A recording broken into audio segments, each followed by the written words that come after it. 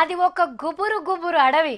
ఎటు చూసినా పెద్ద పెద్ద చెట్లు, చెట్ల నిండా తీరొక్క పండ్లు. ఆ పండ్లు తిని తిని బొర్రలు పెంచిన కోతులు. నెత్తి దూవి పాపెడ తీసినట్టు అడవి నడిమిట్లకెళ్ళి నల్లటి డాంబర్ రోడ్డు, చల్లటి గాలి, కిచ్ కిచ్ కిచ్ కిచ్ అని సప్పుళ్ళు. జర్రంత దూరం పోతే ఎగురుకుంటా కుందేళ్ళు, అట్లనే ముంగట్టుకోతే డ్యాన్స్ చేస్తున్న నెమళ్ళు. సకల జీవకోటి ఆ అడవులలోనే ఉంటాయి. ఏంది ఊర్లు అడవిలో కట్టుకున్నారా ఏంది అని అనిపిస్తుంటుంది బస్సులో పోతా అంటే. కొన్ని ఊర్లకు చెట్ల పేర్లు కూడా ఉంటాయి.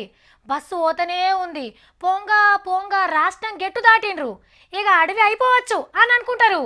కానీ మళ్ళా గుబురు గుబురు చెట్లు, పండ్లు, కోతులు, కుందేళ్ళు, నెమళ్ళు.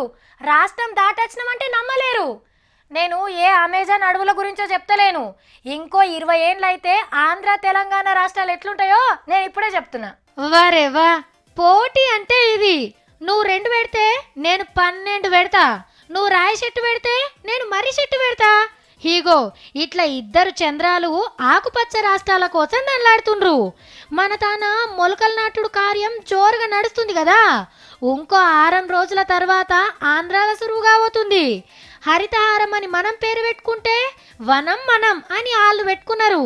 ఈ తాపకు మన సారు 42 కోట్ల మొలకలు నాటిస్తుంటేనే వామ్మో గన్ని చెట్ల అని అనుకున్నాం. చంద్రల్ సార్ అయితే 300 కోట్ల మొక్కలు పెట్టిస్తాడట. పెట్టాల్సిందే మరి. మొలకలు పెడితేనే ఆనలొస్తాయి, ఆనలొస్తేనే చెర్లు నిండుతాయి, చెర్లు నిండితేనే వ్యవసాయం పచ్చగుంటది. పెట్టుండ్రి పెట్టుండ్రి, ఏడేడ జాగున్నదో ఎనుకులాడి మరి పెట్టుండ్రి. పెట్టిన మొలకలు మేకలు మేయకుండా బందవస్తు చేయుండ్రి. జల్దిన వెరిగి పెద్ద కావాలంటే కేసీఆర్ సార్ చెప్పినట్టు జన్మ నక్షత్రం రాశులు చూసి పెడితే ఇంకా మంచిది. పచ్చదనం కోసం ఇంకింత ఎక్కువనే పోటీ పడ్డా తప్పులేదు. మోడీ సారు మన తెలుగు రాష్ట్రాల మీదకెళ్ళి గాలి మోటార్లో పోతా అంటే కిందున్న అడవులను చూసి అయ్యో తువ్వ తప్పచ్చినమా ఏంటి అని పరిశాన్ అయ్యేటట్టు పెంచాలి.